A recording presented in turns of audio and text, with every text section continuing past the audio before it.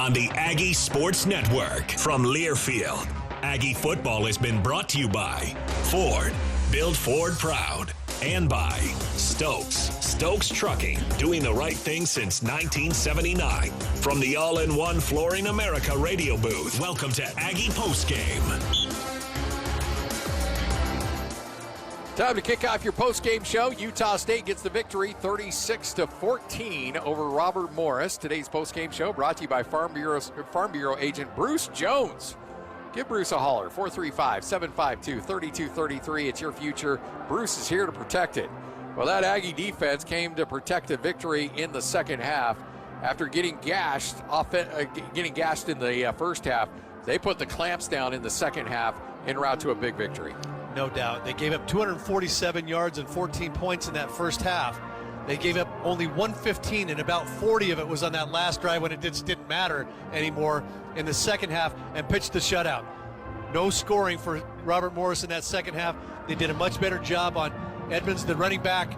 They were able to shut down Chickett, and Utah State offensively went for 26 points in that second half behind Bryson Barnes, who was very good. 11 of 21 for 198 yards, 2 touchdowns, an interception.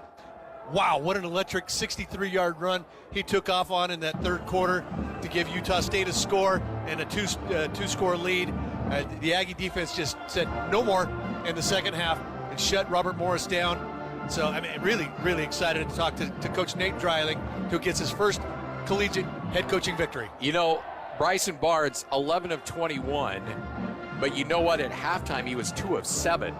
So that means, if my math is correct, he was 9 of 14 passing in the second half for those 2 touchdowns.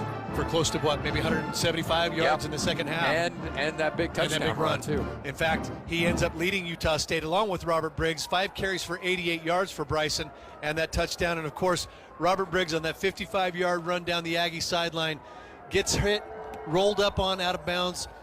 The cart had to take him off the field. We'll have to ask Coach Dreiling here about the injury status of both he and Spencer Petras, who walked out in the second quarter. We thought it was a cramp injury, but certainly something much different than that. So hopefully we can get a little bit more information about Spencer Petras. But the Aggies go for 646 yards of total offense. Really great balance, 343 through the air. Spencer Petras, before he left the game, was 10 of 15 for 145 yards, a touchdown and 2 interceptions. And on the ground, Utah State, 303 yards on 31 attempts. And how about Herschel Turner coming in there late in the fourth quarter, 4 carries for 44 yards. And oh, by the way, don't forget about Rasul Faison with 12 carries for 78 yards. They're going to rely on Faison now and Turner, and they may need to develop a third back. Who might that be throughout the beginning stages of this season to see who can emerge there as well to help out that running game?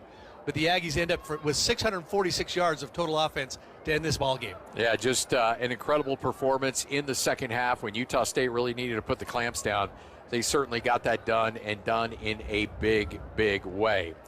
Dex Imaging is the nation's largest independent business solutions provider, selling and servicing the broadest selection of copiers, printers, and data security solutions. Learn more at deximaging.com. Scott Gerard, Kevin White, it's your post-game show as we continue on from Maverick Stadium. Aggies get it done, 36-14 over Robert Morris. It was a little nerve-wracking at times, but you know what? No such thing as an ugly W. You'll take it. Aggies start the season 1-0 right here on the Aggie Sports Network from Learfield.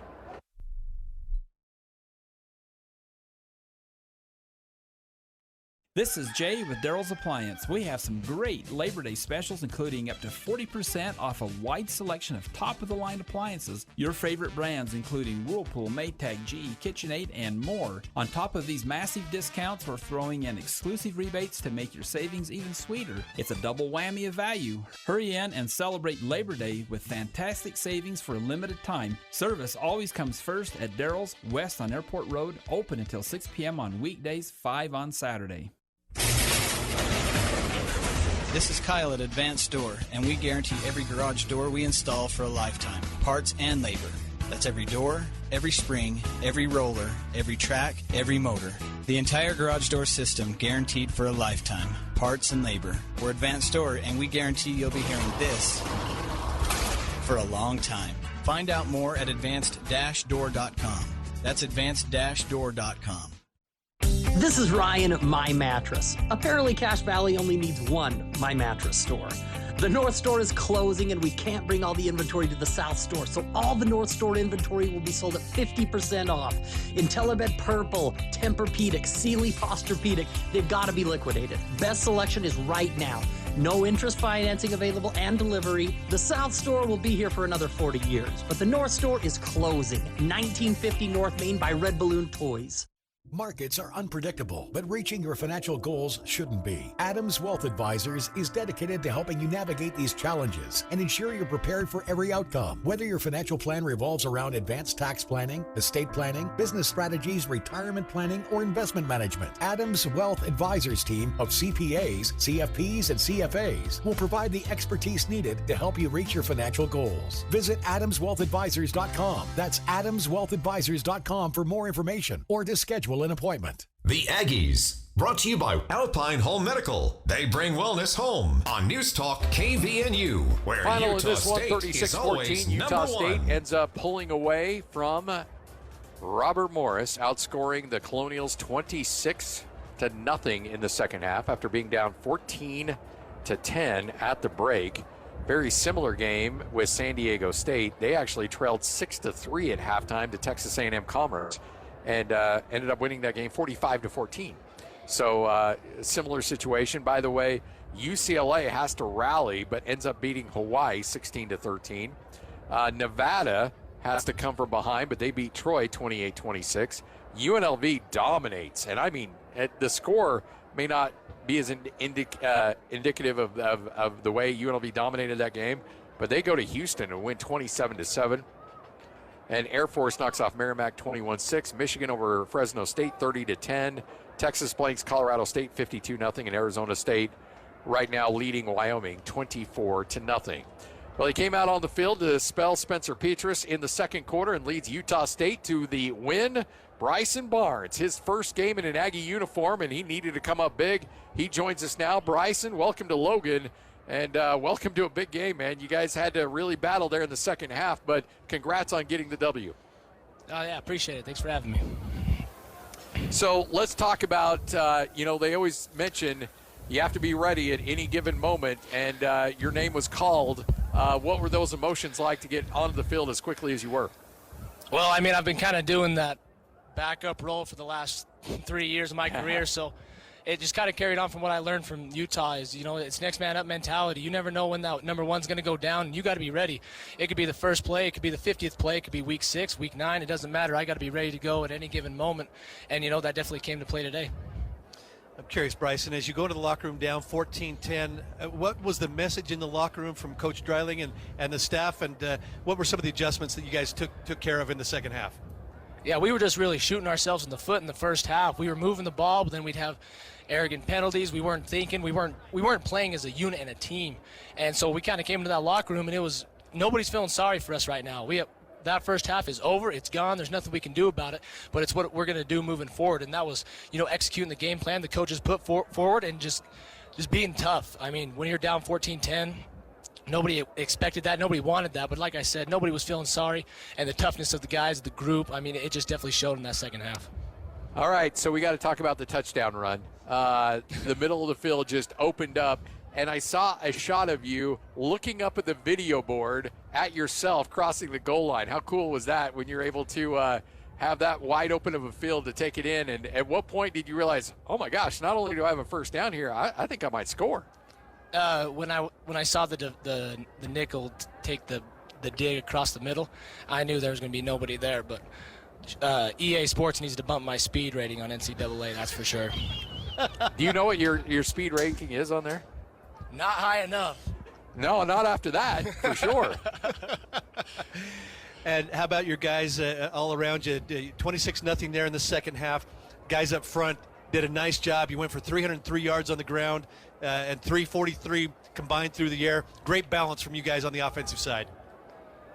Oh, yeah, no, that's good stuff. But just shout out to the O-line. I mean, it does not matter what we do on offense. It starts with those guys in the trenches.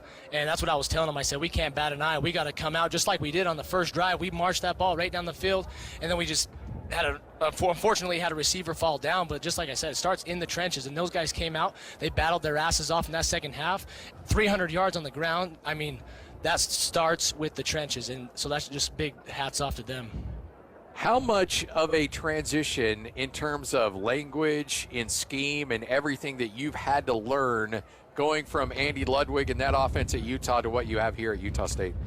Yeah, it's vastly different. You know, there's a lot of football's football at the end of the day, but, you know, verbiage was a big thing that I struggled with because we called certain things at Utah, but it's the same words here. They just mean something completely different.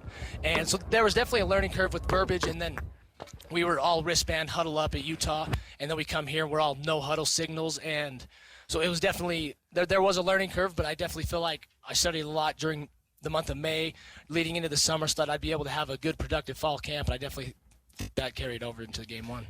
So tell us, with the communication rules between you and Coach Cephalo now in your helmet and on the field, how did that work here tonight?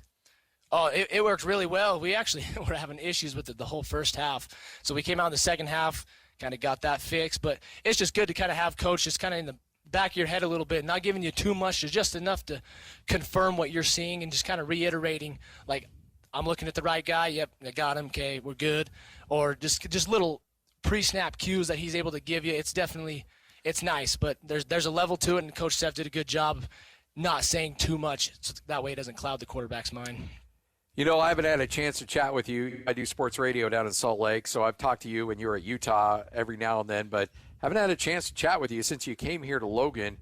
What was the process like of going into the portal and then ultimately choosing Utah State? What was it about this Aggie team that said, that's where I want to finish my career?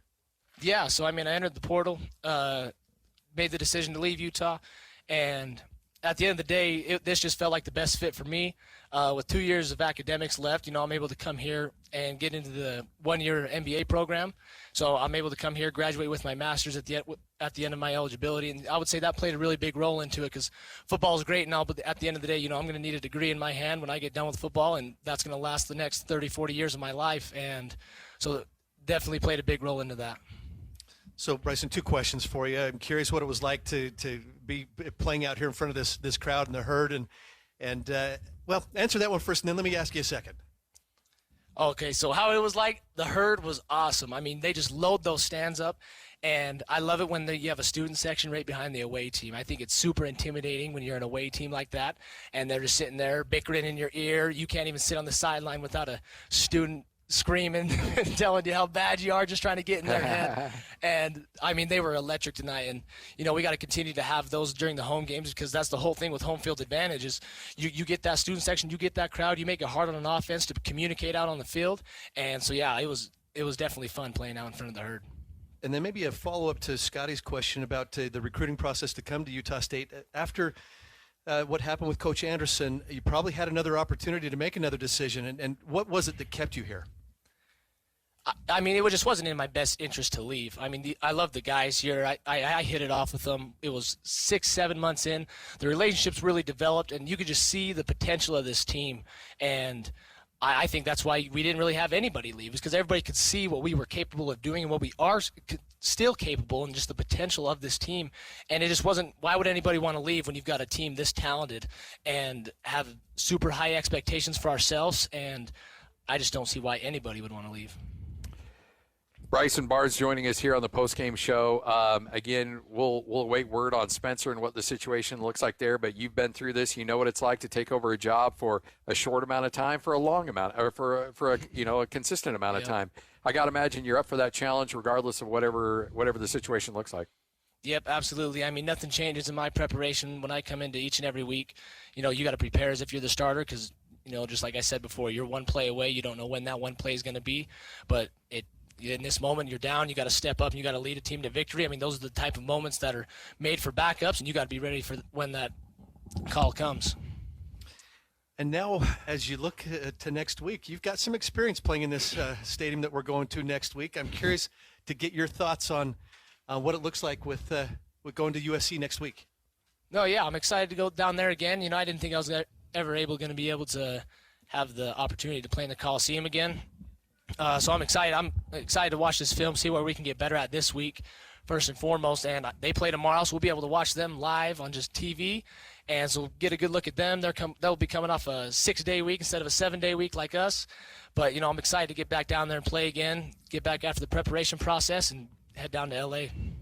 Well, we'll wait a week before we ask you about what comes up here in 2 weeks. So we'll give you some time before we talk about that one. But hey, not even worried about it. Yeah, I know. I knew what you'd say, so I wasn't even going to ask. But hey, congratulations, man. Enjoy this for 24 hours, and we'll see you down in the Coliseum here next week. Yes, sir. Perfect. Thank you. You got it. Bryson Barnes, the pride of Milford, Utah, helping Utah State get a W tonight here at Maverick Stadium. By the way, we need to name tonight's hidden hero of the game, brought to you by Stokes Trucking, doing the right thing since 1979. I don't know if Bryson Barnes is a hidden hero, but boy, he certainly was a hero. I'll give you one other. Certainly he was, but what about Kyrie's White as well? A couple of big touchdown catches from Kyrie's. I thought he showed up here tonight. John Ross May, What a starting game for him in his Aggie career. So a lot of Aggies stepped up, especially there in the second half. And John Ross May joins us now. John, thanks for joining us, man. Heck of a game tonight. Defensively, you guys were lights out in the second half. What happened with that flipping of the switch there in the second half when you guys really put the clamps down? Yes, sir. Thank you for having me. We went into halftime. We knew we didn't have the first half that we wanted to as a team. Coach Dreiling's preached over and over again. We just need to be physical, and we need to do our job. It's not about the level of competition or anything. And in that first half, we were kind of playing down, if you will. No disrespect to Robert Morris. They're a great team. They showed it tonight. But we went into halftime, and as Bryson said, he got us in there, and he riled us up. He said, hey, no one feels bad for us. This is what we need to do. And, Coach Dreiling made some adjustments, smart guy. And we came out there and we executed. This is a new defense. This is a new identity from last year. And I think that's what really brought us to a good second half. You're right, John.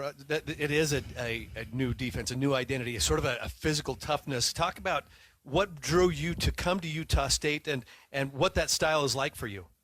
Yes, sir. So I got in the portal a little bit later than usual. Coach Dreiling, he's a D2 guy himself. He played at Pitt State. I'm from Lenore Ryan, obviously. And, so there was a connection there. And then Coach McMillan, great coach. But just when you come out here, there's a different feeling when you walk on this field. And I think that's kind of what drew me to it. And then, obviously it's a good defensive scheme that Dreiling does. And I think, I fed into it really good looking into it. And, it took a minute to get there and stuff like that this summer. But, with all the transfers we brought in, we think that, tonight was our game to figure it out and get some chemistry, and we definitely did that. And I think that's something that we're really looking forward to and progressing on after watching this film. The word I kept hearing about you in the offseason is the guy's a tackle machine. He doesn't miss tackles. He's always in the right place. And when he gets his paws on you, you're going down. And sometimes you're going down quite violently. Is that always been a part of your game? Is it something that you've recently developed, or have you always been a surefire tackler? I struggled tonight, I'm going to be honest with you. I missed a few good ones, easy ones that we should have had. But I think that in middle school and high school, my coach just always preached, like, yo, you got to just be physical. You can't be out there being soft. If you're going to make a tackle, you need to make them feel it. And coming here, Dreiling preaches the same thing. Like, there's no end to it. We don't want them to finish the game. And so I think that's kind of, what's led me to is just my high school and, middle school coaches doing the same. So you ended with 10 tackles tonight, tackle for loss. I thought you guys did a really good job in the second half of making a few adjustments and, really bottled up Edmonds, the running back. He's a good player out there. I mean, they used him in a lot of different ways. And so were you doing anything differently in the second half, or was it just more let's be sound in our execution? It was more just let's get back to do what we want to do. We kind of I wouldn't say we got away from who we are, but I think we were focused on some of the wrong things in that first half. And, going into the second half at halftime, Dreiling said, hey, we're going to do what we do, and that's be physical. And so I think after he, let us know what it was, we came out there and we had a chip on our shoulder. We knew what this game was supposed to be and stuff like that. And I think that we kind of came in eyes open, just kind of overlooking, if you will. And, Coach Dreiling really just did a good job at halftime telling us, yo, lock it in because this is our time right now. We're going to create this defense. So when you bring in yourself and a lot of other transfers to this defense, and we all expect you guys to hit the ground running and just be immediately on the same page with each other, how hard is it to really develop chemistry and really get guys on the same page when you guys are coming from all different kinds of schemes and all across the country and being forced to come together for one team immediately? I mean, that's got to be a difficult thing to do. Yeah, I would say the first week of camp it took us a minute to go ahead and figure out that chemistry. But, like Bryson said, like this is an accepting team. All the transfers came in here and the team just accepted everyone. We just really made it a goal to get close this summer, with everything that we've been through. And I think that kind of showed in that second half, if you will. When you step out on that field and you see this crowd here in the herd and the student section over there, what's that like for you? Yeah, it's not Lenore Ryan, if you will. It's definitely I'd say it's probably triple the size crowd-wise and stuff. So it was a great experience, great first experience, and just give all glory to God, if you will. Hey, we appreciate your time. Thanks for hanging out with us. John Ross May, kind enough to be here on the post-game show. Congratulations on the W, and let's keep it rolling next week in L.A., okay? Yes, sir. Thank you for having me. You got it. John Ross May from Lenore Ryan transfer and came out double-digit tackles.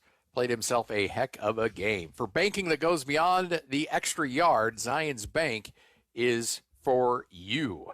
All right, time for our post-game conversation with the head coach of the Aggies. Nate Dreiling picks up win number 1 as head coach and is kind enough to join us now. Coach, let's talk about halftime. Are you a fire and brimstone kind of guy, or what was the message there at halftime that led your guys to come out and play much more inspired in the second half? Yeah, the message was simple. It was get out of our own way, right?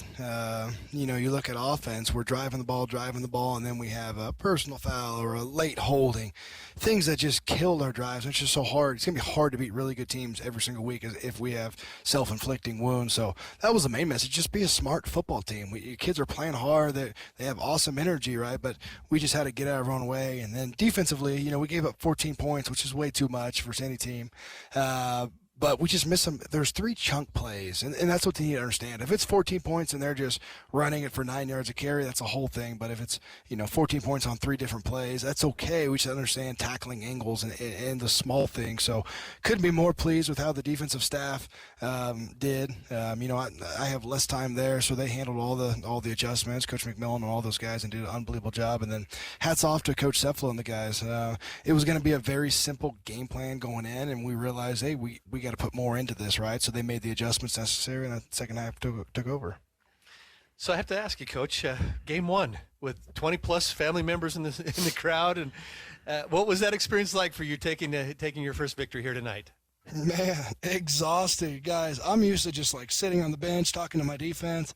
Now I'm running all over the place, so it was a lot of fun. It's a lot of work. I know I have a lot of stuff I need to clean up, but we'll have a huge emphasis for everybody, starting with coaches. What do we need to get better at? It was so much fun. Hats off to Aggie Nation, the herd. Like, how awesome is this place? We got 5,000 students an hour and a half before kickoff sitting in the stands. It's unbelievable. I love Cache Valley and all the support they came out for these kids game 1. When you let's talk about 2 key injuries. Spencer Petrus, is there any kind of update on him and what his situation is? Yeah, I don't know for sure yet.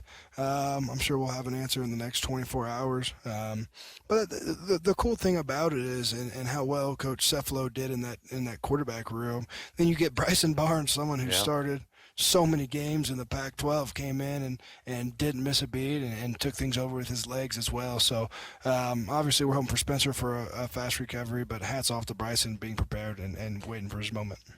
And then, again, just a gut punch after a 55-yard run to see Robert Briggs carted off. I'm assuming the news isn't particularly good there. No, not good at all. Leg injury, and obviously it's a pretty severe one, so can't comment on that yet. But it's just terrible, and I hope everyone at home says a prayer for him, because no one works harder than that player. He's been through so much, and it was unbelievable chance for him to have a great year. So we're hoping for a speed recovery, but we'll take all the prayers his way. It's often said that the most progress that gets made is between week 1 and week 2. You get to get some time to get some film study on what you did well, what you need to work on. And in this particular case, I got to believe that with so many new faces, the ability to mesh, and you played so many guys, just the rotation on your defensive side was something we haven't seen in a long time. What is that preparation like between week 1 and week 2, and what's your thoughts on what needs to improve as you go to USC next week? Yeah, I think the big thing with that, and if we're going to have an offense go tempo, then you need to have depth on defense. So, man, we played a bunch of guys, and there was no drop-off, right? You see the starters, you see second guys, you see third guys, and we're able to continue to throw bodies and stay fresh. Then that's how you can play complementary football with the tempo team. So couldn't be more proud on them on that part. But then ultimately, yeah, week 1 to week 2 it has to be the biggest progression, especially when you're going in. Now you're going to play, Southern Cal, in the Coliseum. So we know our players will be fired up for that. But it's once again, it's not about the opponent. It's about us, how we can get better, right, and how we can just keep taking that little step every single day. There was a lot of conversations, especially with Micah Davis entering the transfer portal. Who would be that second receiver that would step up? And we saw a lot of guys with some big moments, but give us your thoughts on Kyrese White. And boy, that guy can flat out fly down the field. You give him a seam, and it's off to the races. Yeah, first off, he is always smiling. He's one of the nicest people in the world. And it just so happens he can flat out fly. He had an unbelievable fall camp for us. Spencer and Bryson trust him just as much as they trust Jalen on the outside, and that's what's going to happen. If teams are going to take a guy and put him over top of Jalen, and someone needs to step up. The difference with Kyrese is anytime he touches the ball, he can score, and that's what the fans saw tonight. Obviously, one of the keys that we talked about pregame was the self-inflicted stuff, the penalties, and 10 for 105 tonight, and 2 or 3 of those personal foul penalties. What's your philosophy on how to cut down some of those mistakes? Yeah, punish him in practice. Those are selfish penalties that are not taught, obviously, and not allowed. So we'll be handling those in practice. And one of the big things the players wanted when I took this job over was self-discipline and team discipline. And that's the term that kept getting used on and on and on. Well, you can't just talk about it. You have to actually live it, right? So we learned our lesson today. It's one thing to say you're going to be disciplined, but it's another thing to backing up your actions. So we'll handle that in practice, and we know we can't do that if we're going to be good teams. Coach, we'll let you go celebrate with your family. Congratulations. Fun one tonight. I know it got a little bit more drama than you wanted in that first half, but you guys took care of business in the second half. Enjoy it, and we'll see you down in Los Angeles coming up next week. I know, and that's why I told him at the end of the game. I said, guys, this was a snapshot of our last 30-something days. Nothing's easy in life, right? How do you roll your sleeves up and tough people prevail? And that's what happened, right? That's why this locker room is so fun, and they're so close, and they're so resilient. We're going to have a chance. If we continue to fight, it's going to be a fun season. So we'll see you in L.A. Looking forward to it. Love it. Thanks, Coach. Thanks. There he is, Nate Dreiling, head coach, Utah State. Aggies get it done, 36-14. We'll take a break. Today's post-game show brought to you by Farm Bureau agent Bruce Jones. Make sure to contact him, 435-752-3233. And again, by the way, our conversations with Nate Dreiling is always brought to you by Sports Academy and Racket Club. Your club, your results, your life. Well, the result is something certainly Aggie fans can rally behind. After a rough first start, Utah State gets it done, 36-14. We'll put a nice, tidy bow on this when we come back on the Aggie Sports Network from Learfield. Jan from Toyota here at The game is over, and now KVNU Aggie Game Day continues with Aggie Call, the complete recap on all the action of your Utah State Aggies. We want your comments and questions about today's game. The phone line is 435-753-KVNU. The text line is 435-554-1175. Plus, more interviews and insights are coming as we break down the Aggie action with you in the Aggie Nation.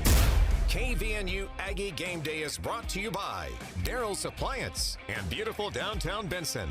Advanced Heating and Air, 3-time Best of Northern Utah Gold Medalist. Advanced Fireplace and Stove, comfort is their business. Golden Spike Electric, Generac, power you can count on.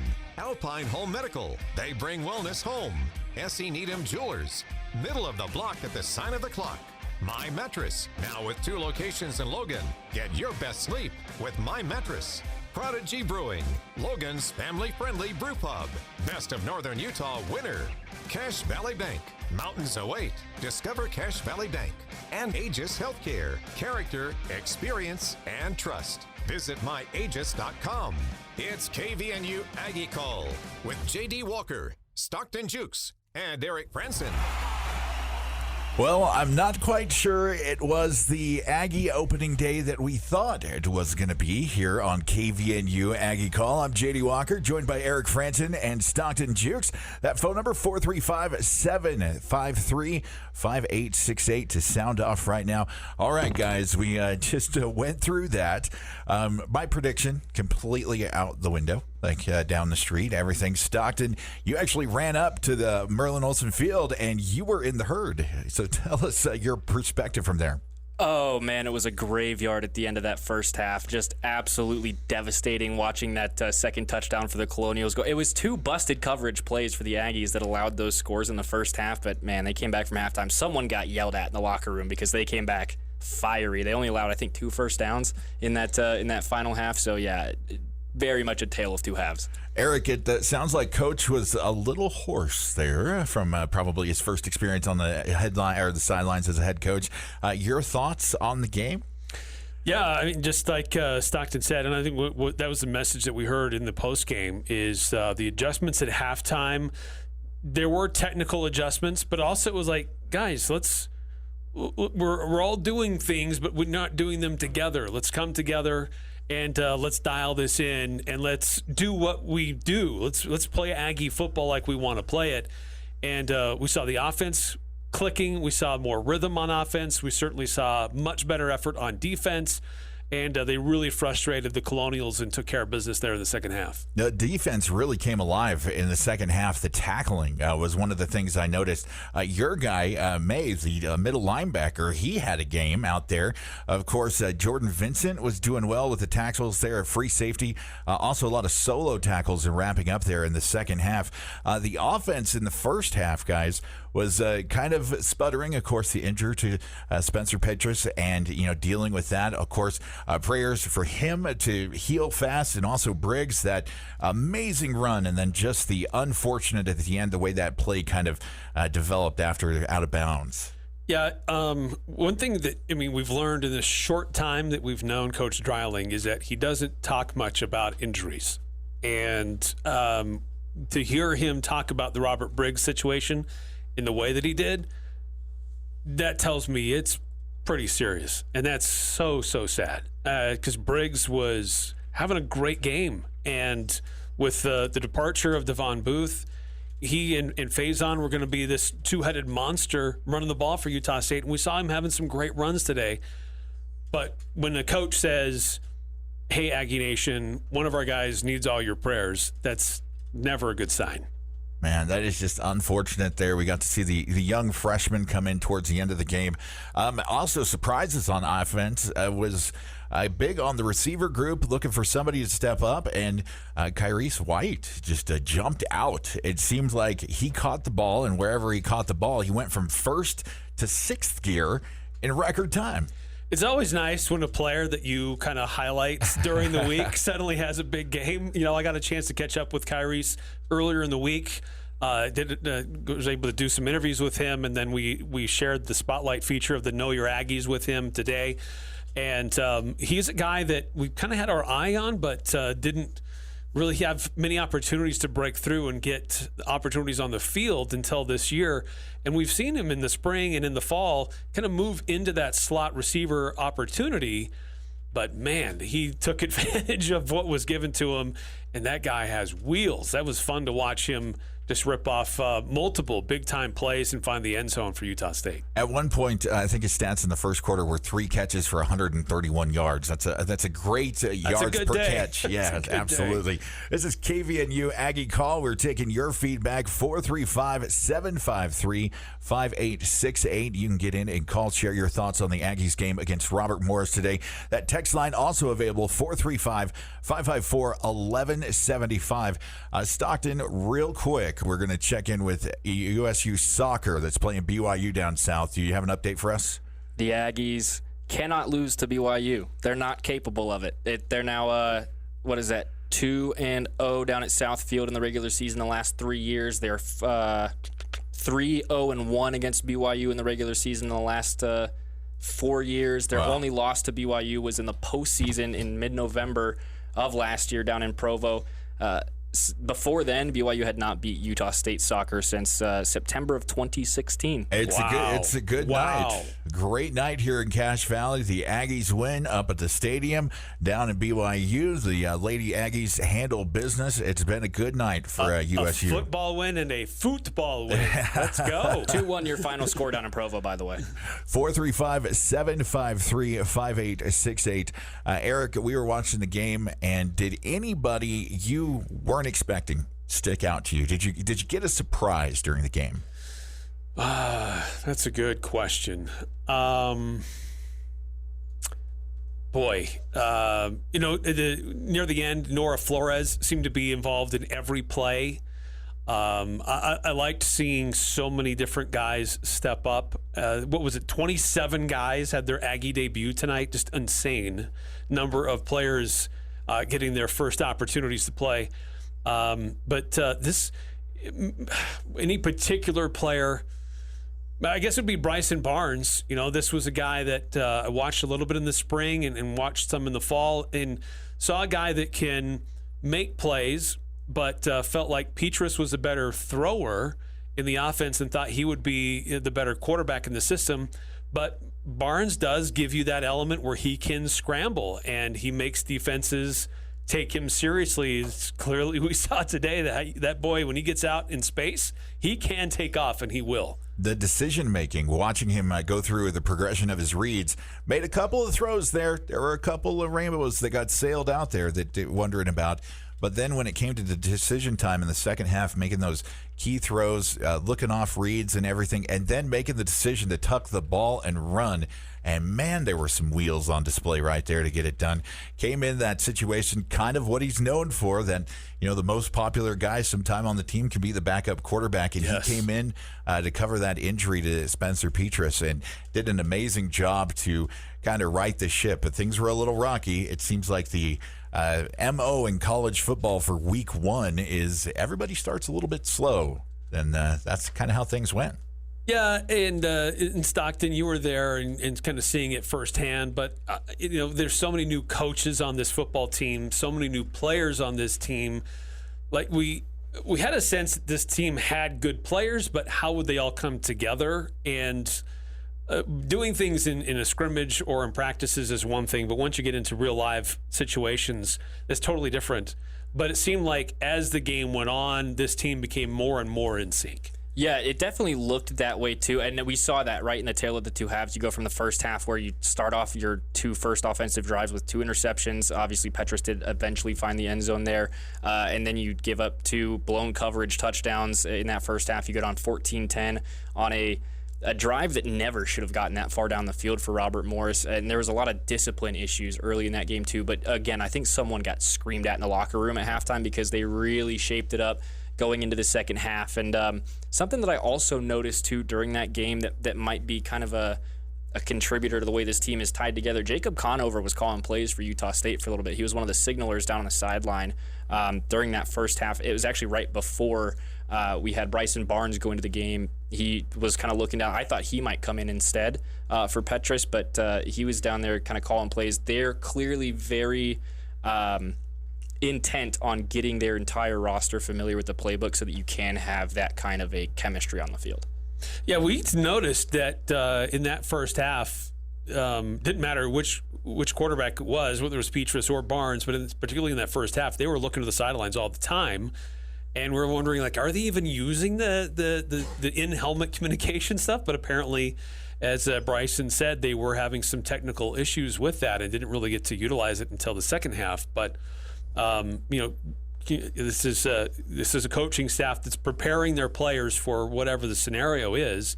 So you're not just relying solely on the gear, and it doesn't work. So the first game jitters, technical little issues apparently, but they worked through it, made their adjustments, and overcame turnovers. They overcame some bad penalties.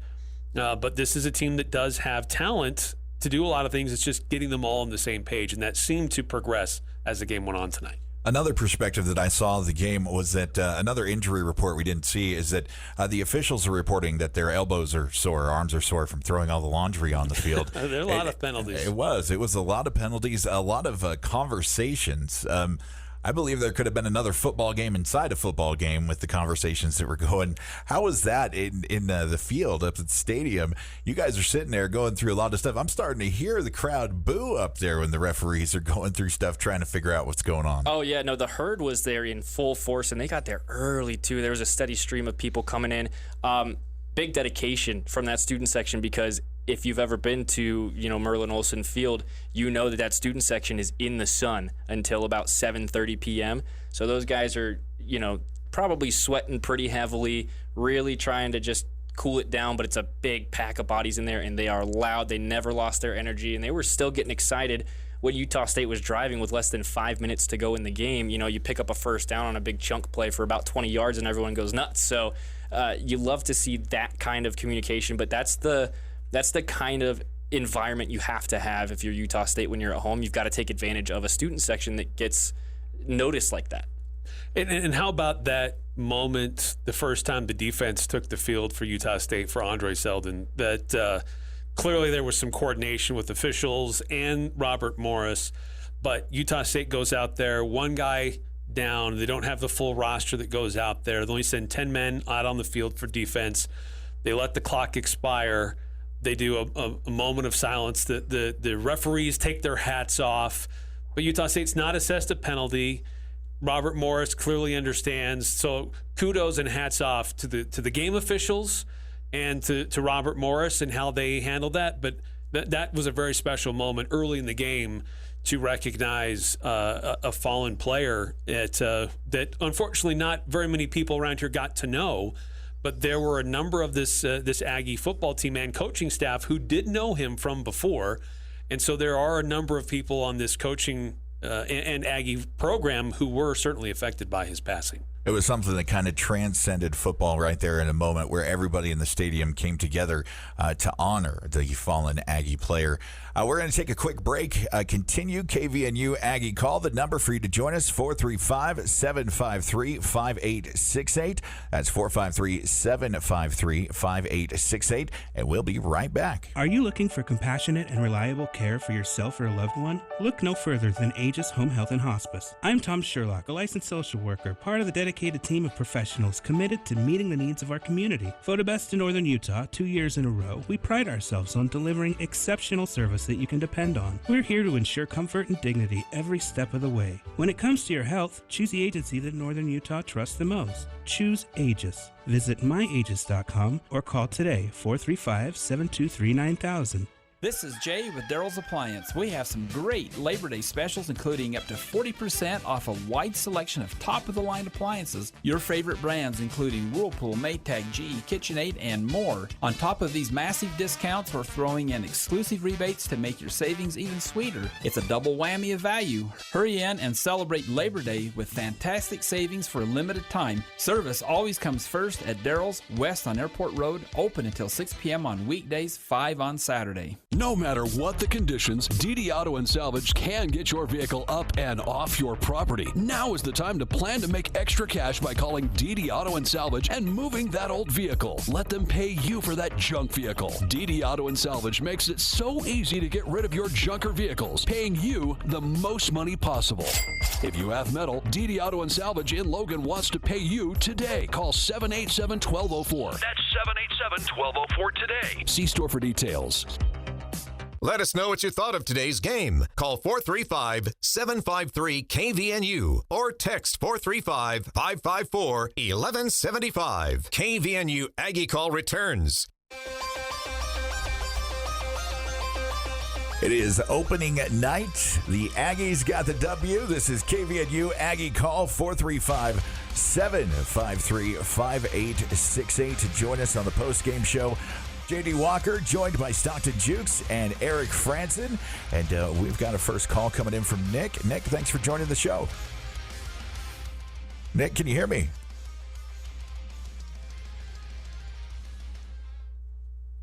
All right. Yeah, working out some. Oh, we lost Nick. Nick dropped off the line there. So if you'd like to join us, 435-753-5868, or you can text into the show, 435-554-1175. The Aggies pick up the win versus Robert Morris. Now, revisiting our predictions, I had 9-42. I mean, the Aggies almost got up to that, but I would much rather the outcome be a little bit cleaner. Stockton, the herd prediction was just a shed, just a little bit off. Yeah. Bummed I couldn't link up with Jalen over there at the stadium. He was busy doing his job. Everyone's got to do their job, but just a little shy of that 63 mark. And then you had the you got close with the Robert Morris score, said 17. They scored 14 there. So yeah, I said 44-17, and I felt like an idiot at halftime. But no, the offense really helped me out. They made me look a little bit better there, and the defense, I thought they might give up a field goal there and make me look even better. But I'm okay with the lower point total. Yeah, my score prediction was 35-3. So I almost got the Aggies dead on. Yeah. It was straight, but unfortunately, I didn't give Robert Morris enough credit. But still, it was that first half way too close for comfort. Had me thinking this is Weber State all over again. But great second half adjustments for Utah State. And on that, actually, we've got a text coming in on the KVNU Aggie Call text line from 9315. Was the reason we had not as good a first quarter was all the new players and such, just not gelling yet, and lots of two-depth player on the field? Potentially, and I think that Coach kind of alluded to that, but one of the kudos to the Utah State sports information people, 27 players made their Aggie debut tonight. Wow. That is a lot of players, but as Coach said, he is really trying to improve the depth of his defense, and he's bringing guys in a lot. And so, look, this is a new coaching staff, a relatively young, unproven coaching staff with the responsibilities that they have, and there's just a lot of new players playing key positions. So it's going to take a minute. Well, and the other thing that I want to add on to that, too, with that defensive depth, we talked a lot about the secondary, the linebacking core for Utah State, some of those defensive ends as well before the game. I'm going to go back to the tale of two halves thing because that's what it was. They did not look good in that first half. A lot of the edge rushing, a lot of the run blitzing and stuff, they were flying through the backfield, missing their tacklers. By the time they're able to stop, the ball's 10 yards down the field.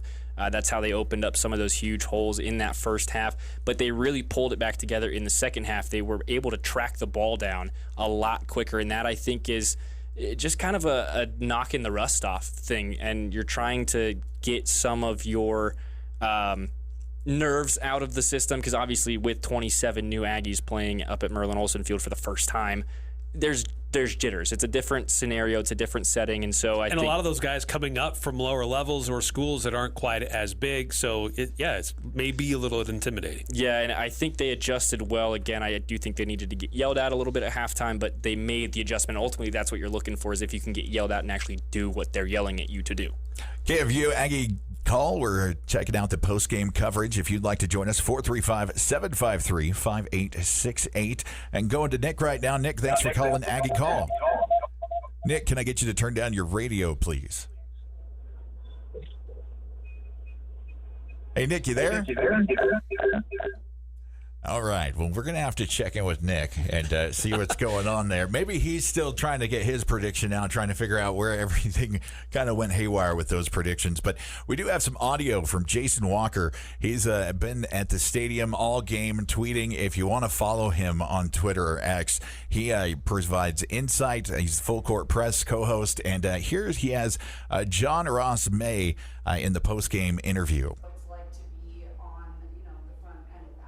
Yes, ma'am. So this is a completely new defense from last year. That's kind of what we want to identify as is, hey, we're going to be more physical, we're going to get to the ball, and we're going to make you feel us once we get there. And I think that this coaching staff and, Coach Dreiling becoming the head coach has really led us to becoming that. And as for the game, the game's going to swing. Offense is going to have its days, defense is going to have its days. And I think that the offense, while it took them a minute to get going, it took us a minute to get going as well. They put up 14 points early. That's something that shouldn't have happened, and that's on us. We came out in that first half. I think we were a little, okay, we'll see what happens. And in the second half, Bryson got us in the locker room at halftime, and he really riled us up. Same with Coach Dreiling, who said, hey, we're going to play our football. And I think once we did that, we locked it in. That was John Ross May and Jason Walker giving us some post-game coverage there right now. And Gary on the line joining us here on Aggie Call. Thanks for your call, Gary. Hi. What do you got to say today? In recent years, we seem to have had some real struggles in the trenches due to the size of our players. I think in the second half of this game, we did better controlling the line, but I wonder how we'll do against USC and Utah, BYU, some of these teams that will have big guys. What is your thinking about that? Yeah, that's a fair question. I mean, they gave up 103 yards in the first half rushing. The game ended with giving up 137. So they only gave up 34 yards rushing in the second half. I think that front seven did a much better job of filling gaps, applying pressure to the quarterback, not allowing their running game to get going as much as that they wanted. So I think that there have been a number of players that are improvements for Utah State on that defensive front. So it continues to be a work in progress, but only giving up 34 rushing yards in the second half, that's a great sign, at least when you look at the defense. And then on the flip side, your front seven, your front offensive line, Aggie's got 303 yards rushing today, and that offensive line was able to create some gaps and some good push. And there were some times where whether it was Barnes or Petrus, they had all day to sit back there and go through other progressions until they could find somebody. So they really weren't under duress very much today. So I think there were some good improvements for Utah State in the trenches, at least my observation. Hey, Gary, thank you for your call. We appreciate you listening to KMVU Aggie Call. If you would like to join us, 435-753-5868, KVNU Aggie Call. And, one of the things we were talking about, the progressions going through everything, I really liked, and I think what I'm seeing is they came together as a team in the second half. It's like they were playing as individuals in the first, everybody trying to do the assignment they had. But then when they came out in the locker room, like the gel was there. They were able to put things together, and it was a completely different game. If you wipe the score clean and then you just start playing from the second half, the Aggies look pretty impressive. The slow start out of the gate, kind of what got them this time, but it seems to be everybody dealing with new faces, new places, and a lot of college football having a struggle getting out of the gate, those teams. We're going to take a real quick break, and we'll be back with more KVNU Aggie Call up next. Disasters don't wait for a convenient time. When the unexpected strikes, call the trusted team at Blue Sky. Remember, Blue Sky is that same great ARS team you know and trust. This is Tom with Blue Sky Restoration. When disaster strikes, whether it's a flood, fire, mold damage, or an unforeseen accident, Blue Sky will clean up, repair, and restore your home or business like it was before. No disaster is too big or too small. For all your restoration needs, you can trust our Blue Sky team. Hey Cache Valley, this is Mark at the Sportsman in downtown Logan. We have a bike sale going on right now that you don't want to miss. All bikes from Cannondale, Da Vinci, Marin, and the Electric Bike Company are on sale at huge discounts. If you want an electric bike or a simple mountain bike for commuting to work or school, now is the time to buy. You won't find better prices on bikes than right now at the Sportsman. If you want something a little different, check out our Super 73 e-bikes. It's our huge bike sale going on right now through Labor Day, only at the Sportsman on Main Street in downtown Logan. This is Ryan at My Mattress. Apparently Cache Valley only needs one My Mattress store. The North Store is closing and we can't bring all the inventory to the South Store, so all the North Store inventory will be sold at 50% off. IntelliBed Purple, Tempur-Pedic, Sealy Posturepedic, they've got to be liquidated. Best selection is right now. No interest financing available and delivery. The South Store will be here for another 40 years, but the North Store is closing. 1950 North Main by Red Balloon Toys. This Aggie broadcast is brought to you by Primrose Home Care and Hospice. Exceptional home health care in the comfort of your own home on KVNU, the heritage home for the Aggies. It's Saturday night in the Logan, the heart of Cache Valley, and the Utah State Aggies walk away with a W over Robert Morris. Maybe not the game plan blueprint that everybody was expecting or predicting, but at the end of the day, we're going to take it, right, Stockton? Oh, 100%. It's kind of like they were saying at the end of that game. I was listening to the coverage on my way back over here to the studio. It might be ugly, but a win is a win, right? It is. You got to take that in the win column, especially with Utah State, where they have had some really difficult games early in the season over the last few years, and they've got 2 very difficult games coming up that it's going to take a lot to make those competitive games from this Utah State team. Obviously, they've got a lot to look at in the first half in terms of adjustments to be made, because you can't have a start like that against a team like USC or a team like Utah. But a win is a win, and it's something to build off of. It's momentum to roll with down the road. And, you know, as much as there is to adjust, there's also going to be some good things that you can look at on film review and say, hey, we did this really well. Let's do it again. You can have your voice heard right now on KVNU Aggie Call, 435-753-5868. Or you can hit us on the text line, 435-554-1175. And we just got one in from 3342. What a better defensive showing from last year. Hands down, a breath of fresh air. I think second half is that breath of fresh air I'm looking at, and kind of gives us some hope to do things against the upcoming schedule that might be a little bit difficult than Robert Morris, right? Yeah, defensively, we started to see in the second half what I've been hoping to see through the spring and the fall camp, and that was a defense under Nate Dreiling's direction that would be aggressive, which would be physical, which would be able to take away what an opposing team's offense wants to do. It was, and frankly, through the spring and the spring scrimmages, I really wasn't seeing it. And then even in the scrimmages in the fall, I was still waiting for it, but I could see individuals start to pop, but not the defensive mentality or the defensive identity. In the second half today, we finally started to see that. A defense that only allowed 34 rushing yards in the second half. A defense that was able to get an interception in the second half, a takeaway. A defense that got after their opposing quarterback and really took away what they wanted to do. It got multiple tackles for loss and got after what the opposing team's strengths were. So, yeah, we didn't really see last year a defensive cohesive identity that was really that great from Utah State. There were moments, there were individuals, but consistently, it really wasn't there last year, particularly the back half of the schedule. It continued to get worse as teams started to figure out, we can run on this Aggie team. They won't stop us.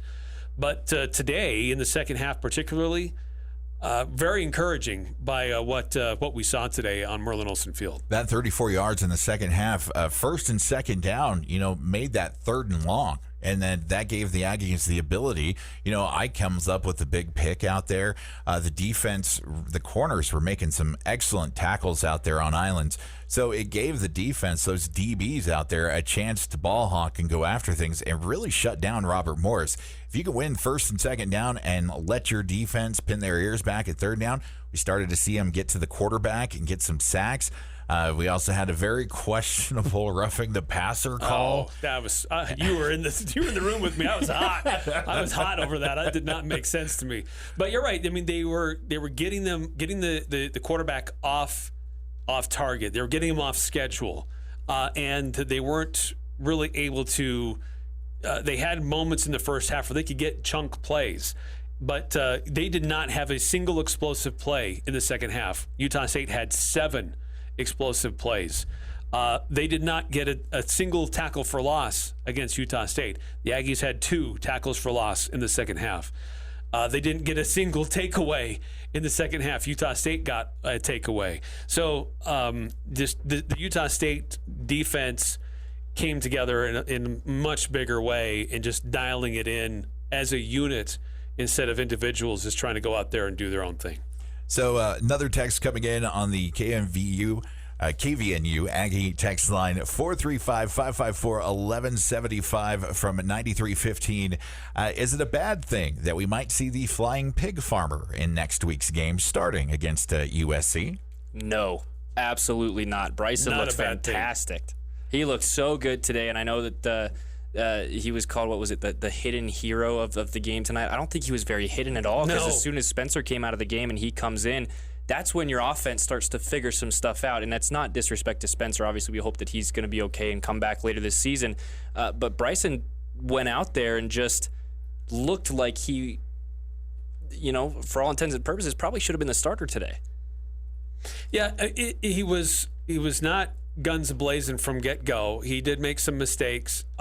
He threw the most acrobatic catch I've seen in a long time, unfortunately to the wrong team.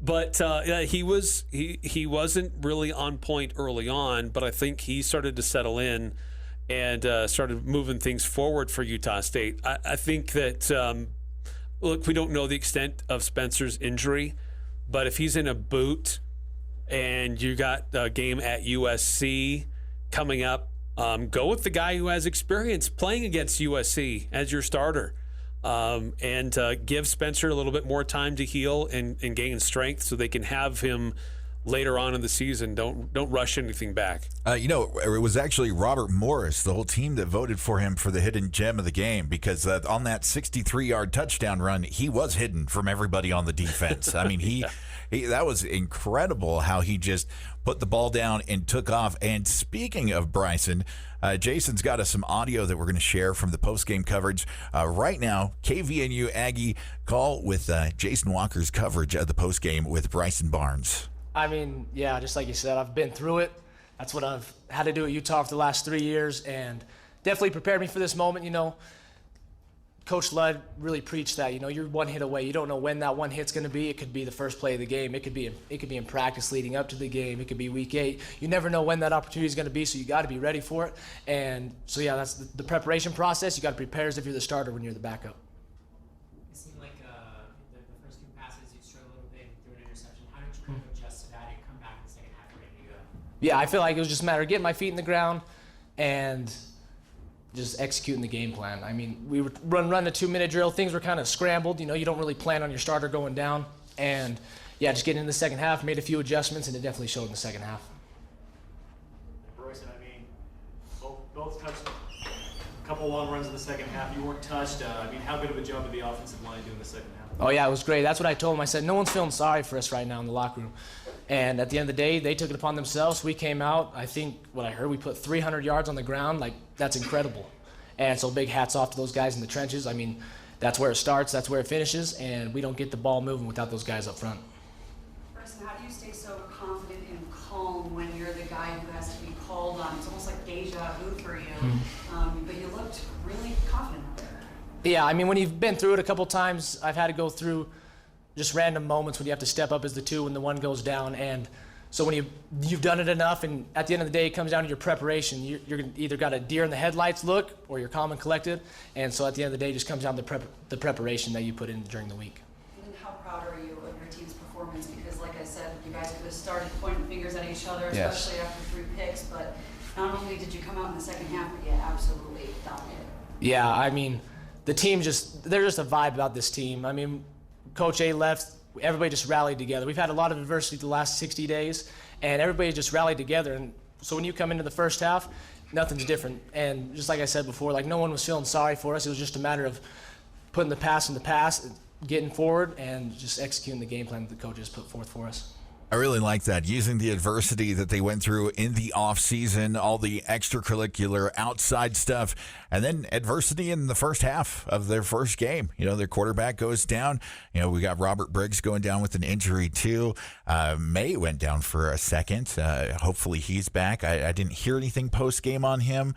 I'm assuming that he's probably better now, but really excited to see this Utah Aggie team come together in the second half. It's KVNU Aggie Call. I'm joined by Eric Franson and Stockton Jukes. If you'd like to join us, 435-753-5868. You can also hit us up on the text line, 435-554-1175, and we'll get your call as soon as we can in here. It looks like we got one coming in right now. And right before we get on there, I want to just add, I loved what Bryson said about no one feels sorry for us. This is a team an identity for the team that we have to develop, because we're not victims here. We just have to go out and play football. Yeah, I love it, how they do it. All right, going to Gio on the phone lines right now. Gio, thanks for joining us on KVNU Aggie Call. Hey, guys, it's fun to be on here with you doing a great job on some of you for your first 9. So thank you. I appreciate that. Hey, any update on Briggs' injury? I didn't get anything official. It did happen right in front of the press box. From my vantage point, and we don't want to really speculate too much on this until we get official word from the team, but it looked like a left leg something. Something happened to his left leg when he went down. It was an awkward kind of tackle on his way out of bounds, and they did have the air cast on him in about 3 minutes, so it's probably not going to be great news.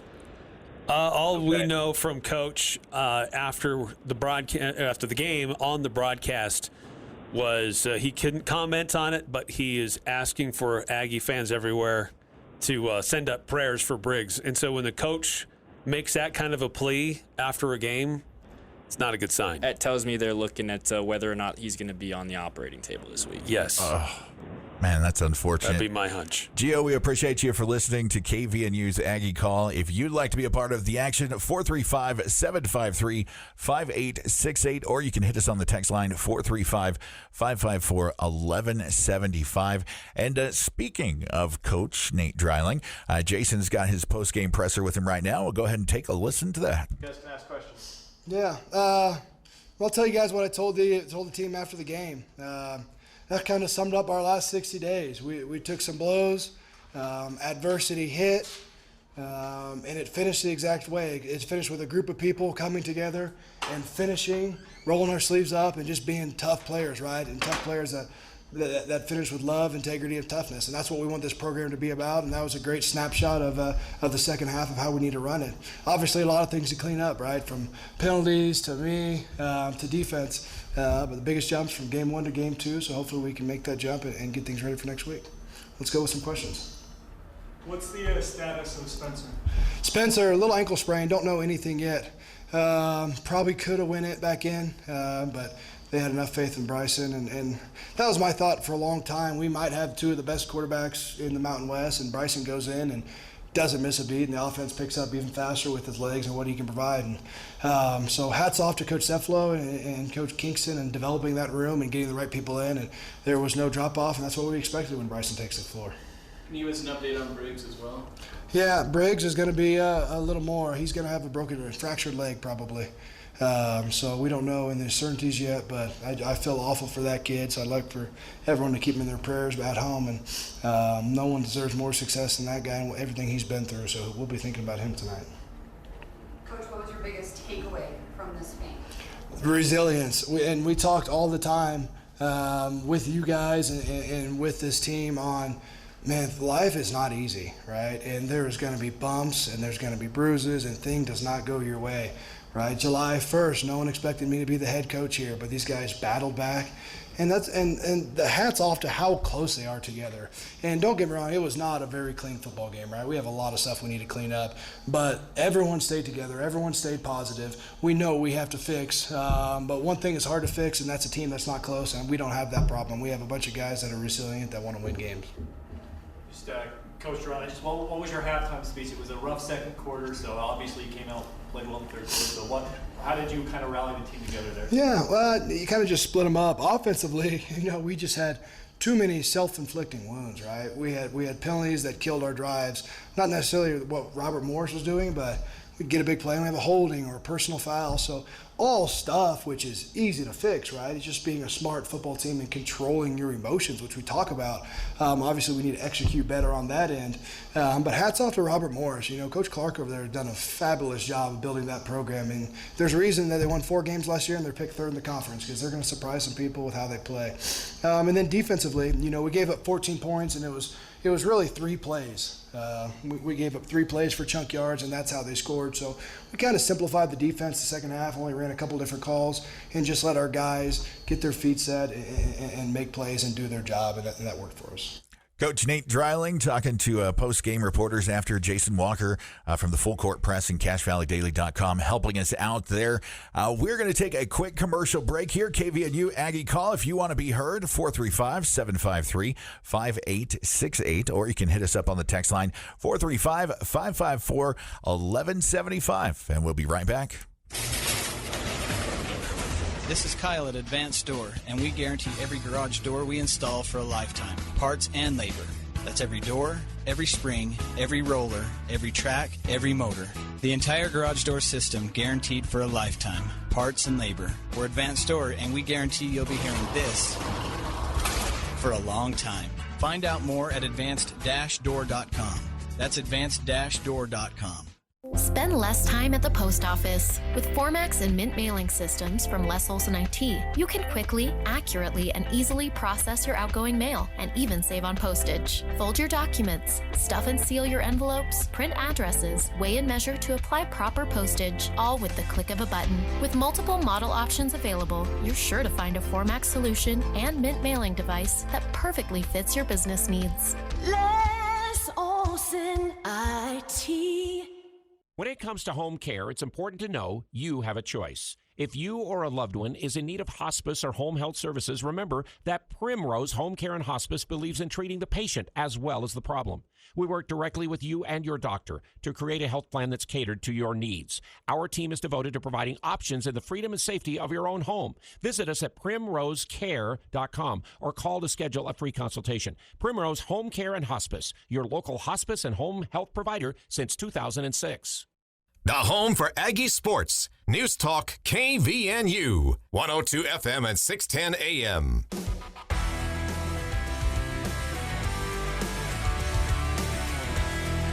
Welcome back to KVNU. Aggie call 435-753-5868 if you want to join the show, or hit us up on the text line 435-554-1175. Aggie call brought to you by DD Auto and Salvage, Cache Valley's #1 place to get the most money for your junk vehicles and scrap metal. They can also pick up and haul away your junk or metal. No job is too big. Search DD Auto and Salvage on the web or call 787-1204. I'm JD Walker, joined by Stockton Jukes and Eric Franson, as we are on KVNU's Aggie Call, celebrating the win tonight over Robert Morris. And we are just excited to be here. If you want to join us right now, we've got a couple of calls lined up. We'll go to the phone lines right now. We've got Jeff that we're going to punch up and bring into the show. Welcome to Aggie Call, Jeff. Okay, first off, we have good company. We're not the only fan base to see our team struggle against an FCS team. Imagine how Oregon fans are feeling right now about beating Idaho 24-14. Okay, well, I've got some Oregon ties. Just imagine, JD, how would an Oregon fan feel right now? I'll tell you, like half of my family and friends are up there celebrating a win over. I don't think there should be much celebration of Oregon fans right now, but you're absolutely right. Yeah. That happens in the week one, that you can overlook your opponent and they can sneak up on you. Well, thanks for the call. Yeah, anything else, Jeff? Yeah. Oh, and then, another thing. I mean, for a lot of people might feel hopeless about beating Utah, but we have an assistant coach, Kyle Cephalo, who's been part of beating Utah on a team that had no business beating him. He was on a team that was 2-10, riding a 24-game road losing streak, and then beat Utah in the final game. So there's always a chance he can do it, just like he did as a player with Colorado. There you go. I like it. Hey, Jeff, thanks for calling in today on Aggie Call. You can join us right now, 435-753-5868. You can also hit us up on the text line, 435-554-1175. Guys, I'm going to go around, pick one player, your star of the game today, and we'll start. Actually, I think, Eric, you want to do something first. Yeah, let me just chime in real quick. We had the call earlier asking about an update on injuries, and so we heard Coach Dreiling with the media giving updates and more specific details about both Petrus and Briggs than what he said earlier in our broadcast. So if you missed it, Petrus looks like he has a low ankle sprain, so that's not too bad. Depending on the severity of the sprain, we don't know how many weeks he'll be out. I doubt that he would be able to go next Saturday, just as a precaution, but he should be fine after that. Briggs, he says it looks like a fractured leg. So I think he's on the table this week. That's not good. No, I really do. And now that we've got the clarification from Coach, I want to go into it a little bit more because, like I said, I saw him go down off the sideline right in front of the press box. He folded over that lower part of the left leg. I broke my ankle when I was 16 a very similar way, and I've got a metal plate and 5 screws in my ankle now, and I will for the rest of my life. So That's what I'm thinking about right now. Yeah, I got 14 screws in my ankle. That's why we get along over there, Stockton. We got some hardware, it was the hit wasn't dirty or anything. It was just the continuation of the play and the way the defender fell. And it's the way your feet drag going off the sideline. It's the turf monster. Yeah, it's one of those things that you just there's nothing you could do to prevent that injury. Like it's just one of those rare occurrences where freak football play. It goes like that and it just happened. And it's a physical game. It's going to happen, and it sucks that it happens in week 1, and it really sucks that it happens to such a talented halfback for Utah State. But, there's really no one to blame on this one for me. No, we're going to see a lot more of Herschel Turner, which isn't necessarily a bad thing. This guy was a human highlight reel in high school. Very talented, very shifty, very fast, just accelerating his opportunity to get more snaps. And we saw some of the things that he could do in the fourth quarter. Yeah. But, too bad. The Olympics really too bad. were last month. Remember, that first run, he hurdled and went upside down over the guy. Remember that first tackle that he got out there? Definitely athletic and moving, and seeing his reaction to being out there on the field was kind of cool. Wonder if he thought he was going to get action. Maybe if the game went another way and we had the score up, he'd get in. But it was cool to see the guys step up. So one player that stood out for you in this victory over Robert Morris. Eric, we'll go ahead and go with you first. Well, look, earlier in the week, my bold prediction, which you've referred to a few times, was that John Ross May would lead the team in tackles. And I was just trying to project, there are a number of different guys who could potentially do that, but I was uncertain with John Ross May. Here's a guy who comes from Lenore, Rhine, definitely not the same level of Mountain West play, but I knew he was an aggressive, physical linebacker. I was projecting I'd hope that he would have a big role to play for USU. But today he showed me that, hey, I think my bold prediction could be right on, because here was a guy that was involved in a lot of stuff. And whether he initiated the tackle or he participated in the tackle or he just made his presence known in the pile, this was a guy that was all over the place, and really impressed with him in an Aggie uniform in his debut. If you keep these projections up, we're going to call you Nostradamus, because man, you were able to make it happen for him today. Stockton, I'm going to ask you the same question. Who stood out for you? I'm tongue-tied right now because obviously I want to go with Ike. I called him to be our defensive player of the game earlier, and he had that interception. That was a big play. Interestingly enough, on that play, I thought Utah State was going to get called for roughing the passer. There was a strong argument to be made in the backfield, and the flag did get thrown, but they called it a holding on Robert Morris that gave Ike that interception. I think I'm going to have to go with Jordan Vincent, though, because Jordan Vincent, the other newcomer for this team, the guy that played under Dreiling, also had 10 tackles today. And Stockton just swept in and stole my guy. Just like that. So I'll have to go with the offensive star of the game, Kyrese White. He did an amazing job.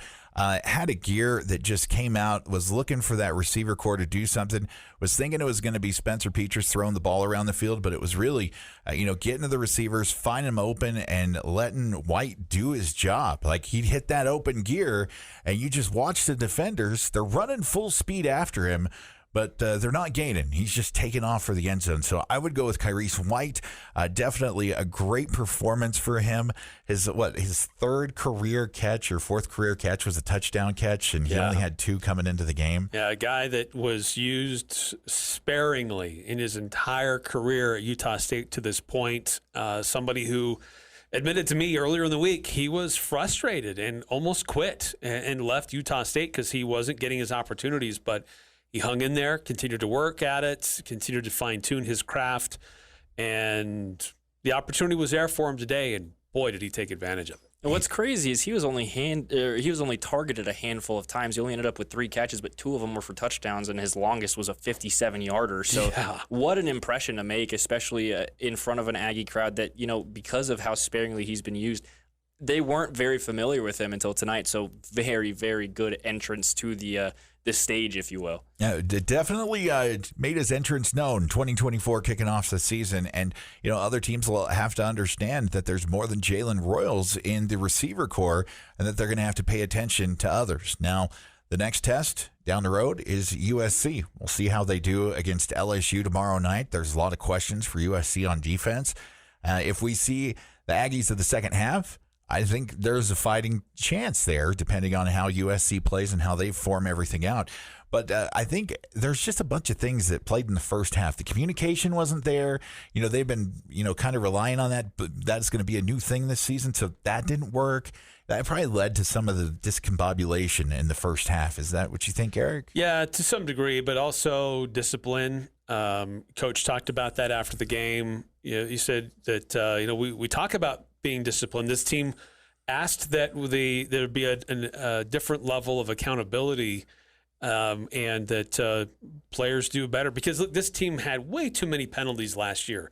And frankly, under the entire Blake Anderson administration, if you will, during his tenure as a head coach, just too many penalties, especially ones on the personal nature that are avoidable. And they started popping up again today. And you could hear Coach Dreiling afterwards saying, hey, we're going to punish players at practice. Guys are going to be held accountable for this because we can't stand for it. Utah State penalized 10 times for 105 yards. And too many of those were of the 15 yards or more variety. And those are signs of a lack of discipline. So how that gets handled this week, how that gets addressed, how teammates handle it internally as well. What does the team leadership do with this, and how much accountability do they take for that? Because you can get away with 10 penalties for 105 yards against Robert Morris. You can't get away with 105 yards in penalties against USC or Utah or Boise or UNLV. So if this team wants to be better and wants to be competitive this season, they've got to be better about that. I was a little concerned coming into the game how many administrative penalties might exist because it's a new coaching staff, so many new players. Would there be many false starts? Would there be any delay of games? A few of those. And it's understandable, but it's like, okay, it's the first game. I get that, but let's not have a repeat of that. They've really got to cut down on that going forward if this team wants to be better. We're talking to Eric Franzen, Stockton Jukes, and I'm J.D. Walker. It's KVNU Aggie Call. If you'd like to join us, 435-753-5868, or you can hit us up on the text line, 435-554-1175. Going to take a quick break real quick, and we'll be right back.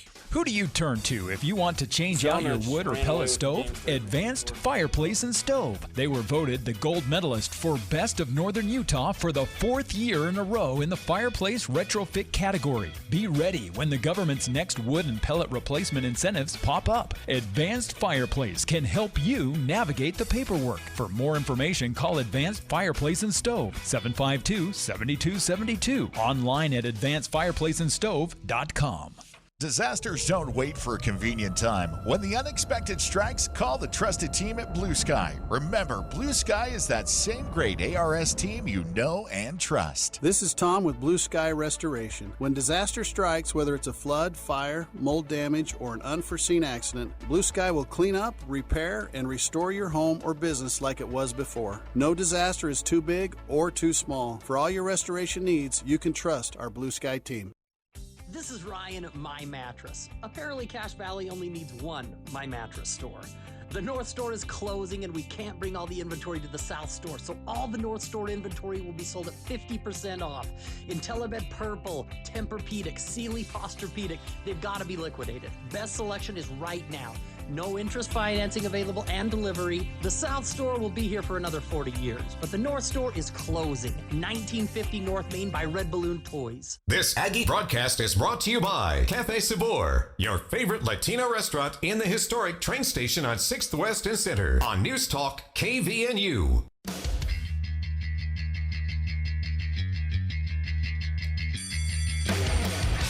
Just shy of 11 o'clock in Cache Valley, celebrating a Utah State Aggies win on the football field, also on the soccer field too, beating BYU. So it's been a good night to be an Aggie fan. You can join us on KVNU's Aggie Call, 435-753-5868. You can also jump in on the text line, 435-554-1175. Going to check in one more time with Jason Walker's post-game interviews with John Ross May. Going to pick up a little bit on this one. Check it out. Someone... What does that mean? Just in terms of, we felt really strongly about our offense coming into the game. Defensively, we knew what we have. We have a lot of talent on both sides of the ball, and we just kind of wanted to go out there and I won't say we took it lightly, if you will, but I want to say we just kind of just played it back, if you will, just kind of playing it safe almost and stuff. And that wasn't the right way to go about it. That's not who we are, and that's not who we're going to be. John Ross, obviously you did a great job at your last school, but how motivated and hungry were you to prove yourself at the FBS level? Yes, sir. This is my first D1 game, and that's every little kid's dream growing up. And I think that for me, I play for all the people that have ever, given me a chance, given me an opportunity. I think this coaching staff really has. So I was very motivated, very hungry to come in and prove, like, hey, D2 players can play here, and I'm one of them. You know what I'm saying? Coach Dreiling getting his first win as a head coach. What's it like learning under him and having him as your head coach? It's great. It's kind of annoying sometimes because, he was a linebacker at Pitt State as well, so that's another D2 school. But he's a great guy, and I'm really proud of him and proud of this team for the way we battled back in the second half. I think that it's definitely, I say it's annoying just because he's such a smart guy. He watches so much film. He knows everything like the back of his hand. So, if you make a slight misstep or a mistake, he's on you like white on rice. So it's just, it's funny, if you will. Following up on that a little bit, he's obviously the defensive coordinator as well, and Yes. maybe as hands-on because he's the head coach. So what is that like compared to other coaches you play for? It's really no different. He doesn't miss a beat. He trusts the offensive staff, and he knows exactly what he wants to do. He knows how good the offense will be and is. And I think that really it's not that much different from any other coach I've played for. I think that he's a really good job. He does a good job at managing both sides of the ball, and he's a good guy to play for. I really appreciate him. One thing I noticed, first of all, the helmets, I have to say, they looked really good, but I noticed there was a couple issues with helmets falling off, or I heard that there was maybe some frustration from some people with the helmets. How did you like the look and the feel of the new helmets? I personally, it was the first time I've ever seen anything like that. I thought it was pretty cool, to be honest with you. I think the frustration was just because it was the first game, You got to knock the rust off, if you will. Yeah, we've been at it for the past 2, 3, 4 months, whatever it's been since football started. But just knocking the rust off is kind of more so what that is. Coach Dreiling earlier said that there's obviously a lot to work on from this game going forward. What do you feel after kind of like playing this game and seeing what there is to it, learning from it, also from what you guys did well? What do you feel like is the ceiling for this team? The ceiling is Mountain West Championship. You know what I'm saying? We're a good team. We just have to do what we do. There's we're at fault when we mess up. You know what I'm saying? There's nobody else to blame. That's on us and stuff like that. And I think that once this team gets headed in the right direction, which we will this week, and we put all those pieces together, we get communication down, and we really focus on who we are, the sky's the limit.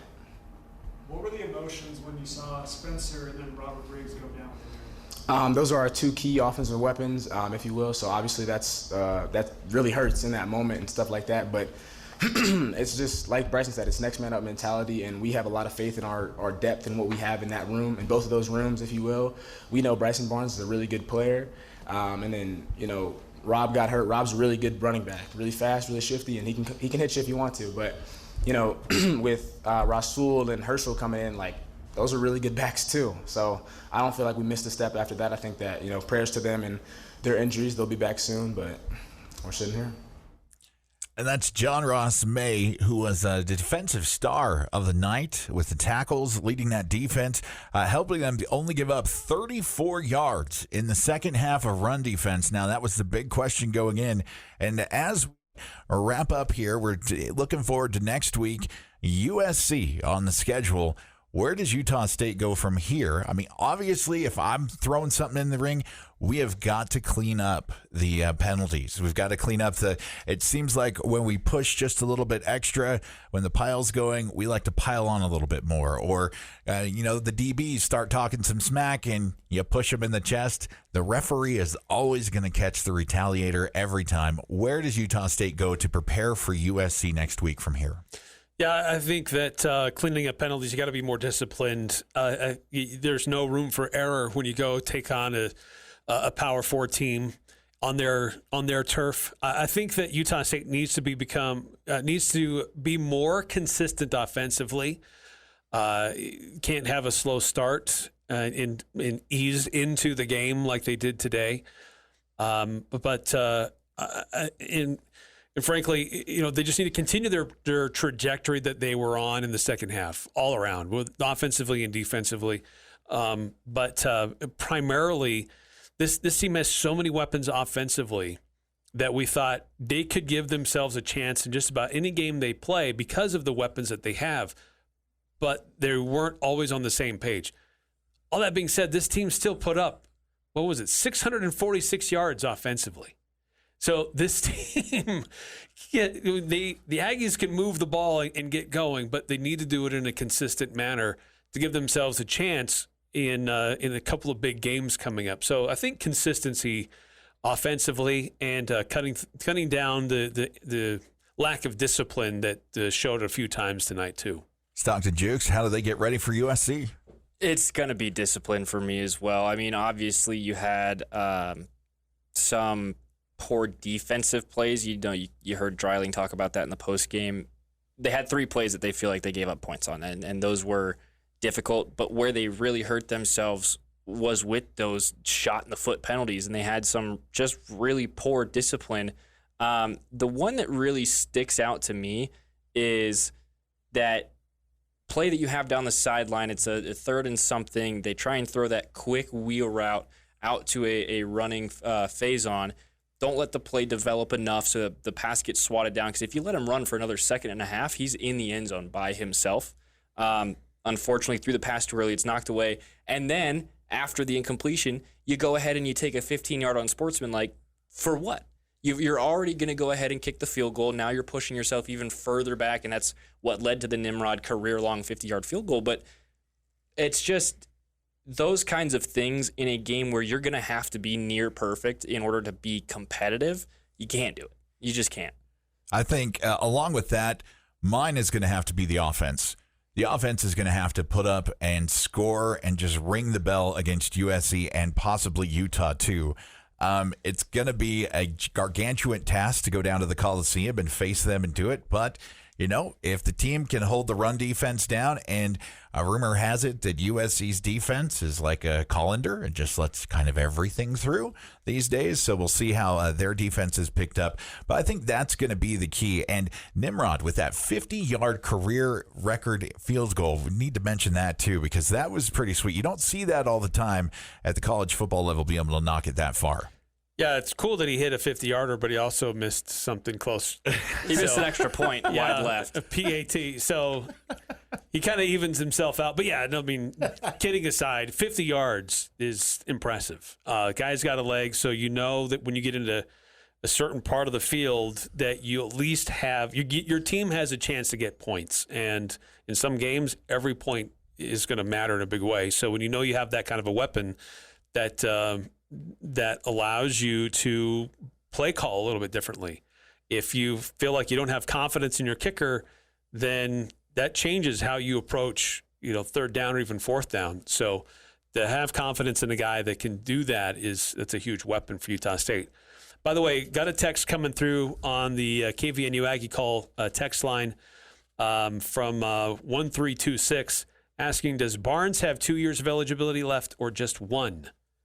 Well, in his post-game comments, he mentioned when he was asked about deciding to come to Utah State, he chose USU because of some of the culture here, but also because he liked the academic programs that he was specifically interested in.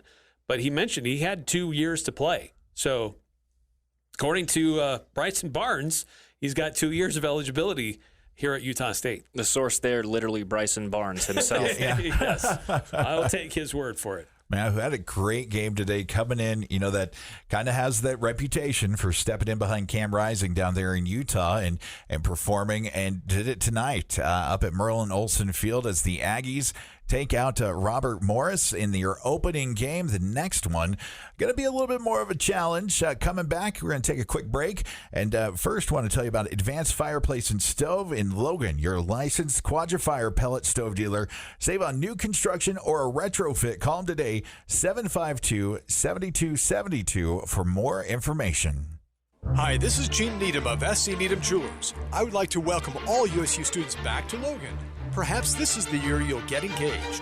Thousands of Aggies have shopped our store over the past century. We are Utah's oldest jewelry store. My children, Sylvan, JD, Elizabeth, Stuart, and Stratford represent our 5th generation of jewelers. When choosing a ring, visit our website at scneedham.com or simply visit our store in downtown Logan, where Utah gets engaged. SC Needham Jewelers, middle of the block at the sign of the clock. This is Catherine Buse with Cache Valley Bank, and we understand that concerns about fraud can weigh heavily on you. Your peace of mind is important to us. That's why we're committed to looking out for you and your family. Our team keeps a vigilant eye on your account. If you ever have concerns or need support, we're just a call or visit away. Whether you need advice or just someone to talk to, our friendly staff is ready to help. We're more than just a bank. We're your neighbors, and we care about your security. Visit your local branch today. Cache Valley Bank, member FDIC. Hey Cache Valley, this is Mark at the Sportsman in downtown Logan. We have a bike sale going on right now that you don't want to miss. All bikes from Cannondale, Da Vinci, Marin, and the Electric Bike Company are on sale at huge discounts. If you want an electric bike or a simple mountain bike for commuting to work or school, now is the time to buy. You won't find better prices on bikes than right now at the Sportsman. If you want something a little different, check out our Super 73 e-bikes. It's our huge bike sale going on right now through Labor Day, only on the Sportsman on Main Street in downtown Logan. Hey, I'm Scott Girard, and you're listening to Aggie Game Day as we get you all the analysis, all the interviews, and all the insight. This is Aggie Game Day on KVNU. It's a good night here in the heart of Cache Valley. Things going well up at the stadium, the second half, so to speak. Robert Morris going down to the Aggies tonight as they open up their 2024 season with a W. Going to wrap things up here with our final thoughts on Aggie Call, and going to kick it over to you, Stockton Jigs, first for your final thoughts on the game today. It's really good to be back at Merlin Olsen Field and back in that stadium. It's so fun. It's just so good as a student and as a fan of the program to be in that environment and to see the students show up the way they did. You typically don't really expect that big of a turnout in an opening game like this where you come in as 35-point favorites. Obviously, it became a more interesting football game going into halftime and coming out of halftime than was anticipated. But still, regardless, it's just so fun to be a part of this community and go support the Aggies in any capacity. And again, it's an honor to be doing this with you fellas. And I am really, really grateful to be up here and be doing this at this time and to be a student at Utah State. Like we were kind of saying earlier with, the loss of Andre Sheldon and just a lot of kind of painful things that have been going on in the community lately. This is a family in Logan. And even though you didn't play a down of football for the Aggies, you're still a part of that family. And this whole family has banded together over the last month and a half to deal with a lot of the adversity that you heard everyone in the post-game press conference reference. I think this is a good first step, especially after getting punched in the mouth in the second quarter and then coming back and pulling it out and keeping them off the scoreboard in the second half. That's a really good character-building moment for a team that had a lot of question marks going into this game and still has a decent number of question marks coming out of it. Talking our final thoughts as we wrap things up on KVNU's Aggie Call. Eric Franson, your thoughts? Well, I got a text from 0158 saying, I'm just going to read it and we'll try to interpret it. It says, I thought the ref was in the way when he got injured. Looked like the ref got injured. There was a ref that was stretching out a leg on the sideline while they were tending to Robert Briggs. That maybe he got tangled up in there and caused like some sort of something. But the tackle, to me, it looked like they kind of just went out of bounds off the sideline, and maybe that's when the official made contact. But the official was fine. He just stretched out his leg and popped back up. Yeah, there was a lot of stretching around all of college football today, I noticed in a lot of the games that I watched. I'm telling you, conditioning cramps in that first week, especially when the field and the turf is still going to be hot at the end of August. Ooh, not fun. I'm just going to say, this. I've been a part of KVNU Aggie Call since Mick Dennehy. And I don't know how many years ago that was. So it's been a while. Several coaches over that span. Mick Dennehy, Brent Guy, Gary Anderson, Matt Wells, Gary Anderson again, Blake Anderson, and now Nate Dreiling. So there's been a lot of different coaches over that span of time. But what's been consistent through all of that is that there are a lot of passionate Aggie fans that that like to come out and be a part of this football program and this program that we have here on KVNU. So it's always great to interact with the fan base, win or lose.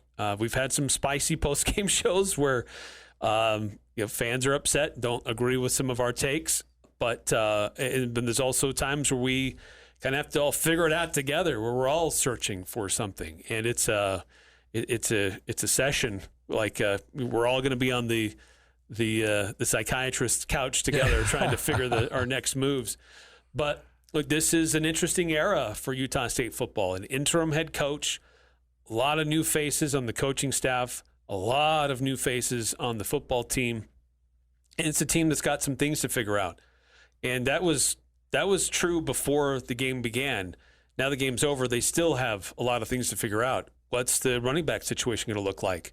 What's the backup quarterback going to look like next week? Just continue to develop that depth and try to figure out what's the identity of this team in 2024. So I'm excited about it. Anytime that there's change, there's opportunity, and it's just who takes advantage of that opportunity and who steps in to make their name known and try to do their best to move forward in a positive direction. So great fans that showed up today, good crowd, not a sellout, but a good crowd for the opener, and really excited to see what this 2024 season is going to look like for Utah State football. I think this is just what the doctor ordered. After the long off season, all the stuff off the field, and the student athletes having to deal with everything, the loss of a teammate, the loss of their coach, the transfers, all that stuff. I think for Aggie fans and for the student athletes and for the coaching staff, I think this is just a big W here in week one. I think really we just need to celebrate the victory. This team has gone through a lot. The fan base has gone through a lot. So to walk out the end of August and to step into September 1st tomorrow, and the Aggies are 1-0. They're undefeated on the young season, and it was a much-needed win in the scoreboard and on the box score, but also for that team win, the morale win. I think for the fans and for the team, a really great start to the Nate Dreiling era. Hoping that interim gets removed, and that would mean a great season for Utah State. And of course, I believe in Santa Claus still too, like we talked about earlier. But a great week one. The Aggie fans amazing, and the student athletes are really performing out there on the field. Hey, just real quick, just a quick look around the Mountain West, because there's still some teams involved in games. I mean, it's after 11, and we still have Mountain West teams playing. Oh, wow. Both in Arizona, New Mexico down in Tucson. And this game was played pretty even in the first half. Arizona really looked like they were taking control in the third quarter, but now New Mexico has answered, and so it's 41-31 for Arizona. Coach Brennan with his debut at Arizona, formerly at San Jose State. End of the third quarter, very different story in Tempe, where the Sun Devils are beating the Cowboys 48-0 right now. And there's a lot of dismay and frustration among those that I know who follow the Wyoming Cowboys. It has not been a good opener for Coach Savell in his debut. I think the worst part about that box score is their highest scoring quarter is the third quarter so far. 21 points coming out of halftime. Yeah. Another Mountain West game that was kind of close for most of it. Fresno State giving Michigan a little run there until they got into the fourth quarter. Then Michigan was able to create some separation. But at one point, that game wasn't very far apart. Yeah, give it to Fresno State. Again, kind of similar to Utah State. Interim coach stepping in with a short amount of time because their head coach had to step aside for health reasons. But they kept it somewhat close, made it uncomfortable, but Michigan pulling away in the fourth quarter with 17 points in the fourth. But another team that made it really close and uncomfortable for their opponent, Hawaii, hosting UCLA, and it took a late field goal for UCLA to win that one 16-13. And UNLV, I'm going to have to eat crow here. Probably the team that deserves the biggest gold star in the opening week for them, going to Houston and beating up on the Cougars 27-7. And Houston didn't get that score until late in the game. It was a near shutout for UNLV on the road. That line looks so weird at -3 for Houston to be a favorite by 3, and then UNLV to just go in there. And, I might be eating my own words this next week when we're talking about UNLV in the future in the Mountain West. So they look good. Yeah, they showed up. It was a great day of football. We had a great fun here on KVNU's coverage of the Aggie Game Day and Aggie Call, and thank you for everyone who is a part of it. We will be back with you next week as Utah State heads down to the University of Spoiled Children and takes on the Trojans there in the Coliseum. Thanks, everybody, for tuning in. I'm J.D. Walker for Stockton Jukes and Eric Franson. Have a good night.